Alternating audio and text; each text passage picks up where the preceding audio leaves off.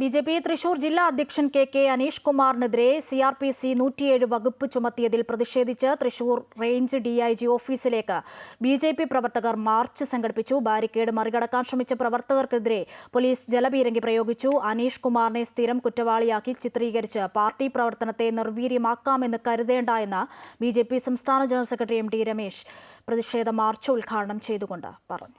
കഴിഞ്ഞ ദിവസമാണ് ബി.ജെ.പി. ജില്ലാ അധ്യക്ഷൻ കെ അനീഷ് കുമാറിനെതിരെ CRPC 107 വകുപ്പ് ചുമത്തി പോലീസ് കേസെടുത്തത്. സ്ഥിരം കുറ്റവാളികൾക്ക് ചുമത്തുന്ന വകുപ്പുകളാണ് അനീഷ് കുമാറിനെതിരെ പോലീസ് ചുമത്തിയതെന്ന് ബി.ജെ.പി. പറയുന്നു. ആയിരക്കണക്കിന് പ്രവർത്തകർ അണിനിരന്ന പ്രതിഷേധ മാർച്ചിന് നേരെ പോലീസ് ജലപീരങ്കി പ്രയോഗിച്ചു. നിരവധി പ്രവർത്തകർ ബാരിക്കേഡ് മറികടക്കാൻ ശ്രമിക്കവേ 2 തവണ പോലീസ് ജലപീരങ്കി പ്രയോഗിക്കുകയായിരുന്നു. ഏതെങ്കിലും ഒരു ക്രിമിനൽ കേസിൽ പ്രതിയല്ലാത്ത അനീഷ് കുമാറിനെതിരെ എന്തടിസ്ഥാനത്തിലാണ് പോലീസ് ക്രിമിനൽ നടപടിയെടുക്കുന്നതെന്നും ജനാധിപത്യ രീതിയിൽ പ്രവർത്തിക്കുന്ന രാഷ്ട്രീയ പ്രസ്ഥാനത്തിന്റെ നേതാവിനെതിരെ ഇത്തരം വകുപ്പുകൾ ചുമത്തിയതിന് പോലീസ് മറുപടി പറയണമെന്നും പ്രതിഷേധ മാർച്ച് ഉദ്ഘാടനം ചെയ്ത MT രമേശ് പറഞ്ഞു. അതിന്റെ ജില്ലാ അധ്യക്ഷനെതിരായിട്ട് പോലീസ് തന്നെ കള്ളക്കേസെടുക്കുക എന്നുള്ളത് ഏത് യുക്തിയുടെ അടിസ്ഥാനത്തിലാണ് എന്ന് പോലീസ് ഉദ്യോഗസ്ഥന്മാർ വിശദീകരിക്കേണ്ടതാണ്. CPM ആണ് ഞങ്ങളെ കൊണ്ടിത് ചെയ്യിച്ചത് എന്നത് പോലീസ് തുറന്നു പറയണം.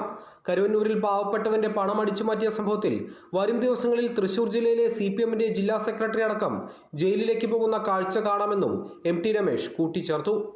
അമൃത ന്യൂസ്, തൃശൂർ.